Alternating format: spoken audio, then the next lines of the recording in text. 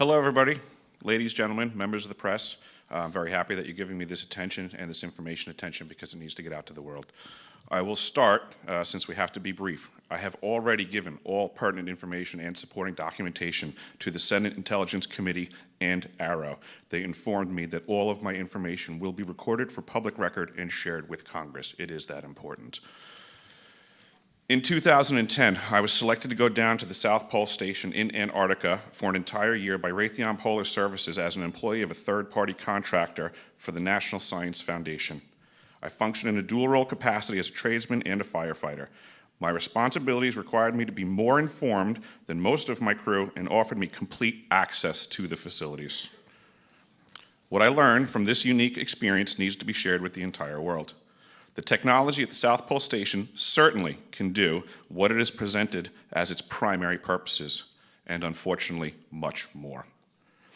The IceCube neutrino detector is presented as a passive listening device for the purposes of the science as presented. But I'm going to skip right through the chase, folks.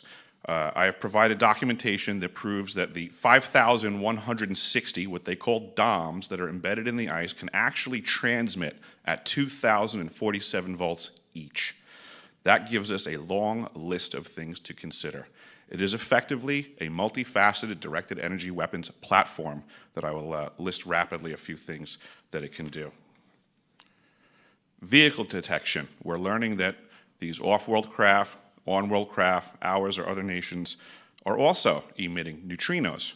So this makes the South Pole Station effectively an air traffic control station for this new level of equipment that nobody's discussing.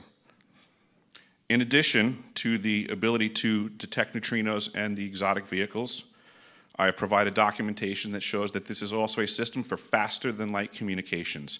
In the past, Gary McKinnon has hacked NASA, found the off-world fleet, the list of captains, and it's apparent that if we have faster-than-light vehicles moving throughout the system, we're going to need faster-than-light communications. This is that facility. Unfortunately, I have other bad news.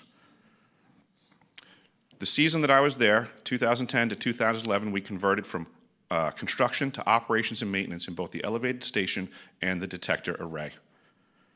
Unfortunately, when they first fired it up, that was when we had the earthquakes in Christchurch, New Zealand. There was 2 incidental shots before they were able to target it correctly. This is an earthquake-generating device as well. This is the weapons of war that we have to deal with now and what Raytheon's hiding.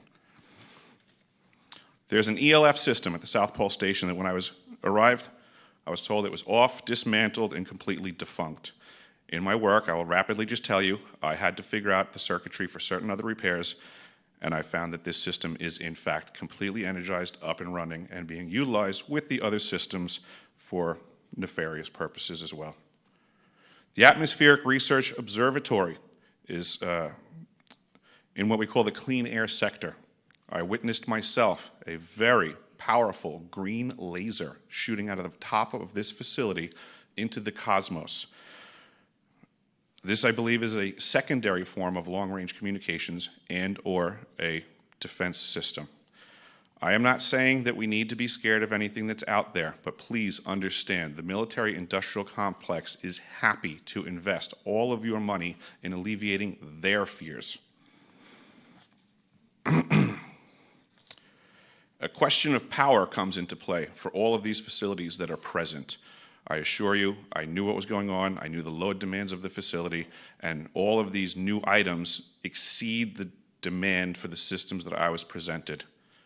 I am doing due diligence and research. I believe there is either a secondary power supply there that is either nuclear, that was there prior to the start of the Antarctic Treaty, which prohibits such things, and or that there is some sort of exotic power supply system there that just is not in the verbiage of the treaty, so it negates the responsibility to the parties involved.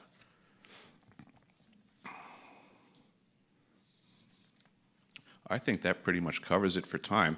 If anybody wants to find out more, I have a website where all this information is at. For brevity, I'll wrap it up, but you can go to deciphering.tv. I've documented all of this stuff, and information is available. Awesome. Thank you.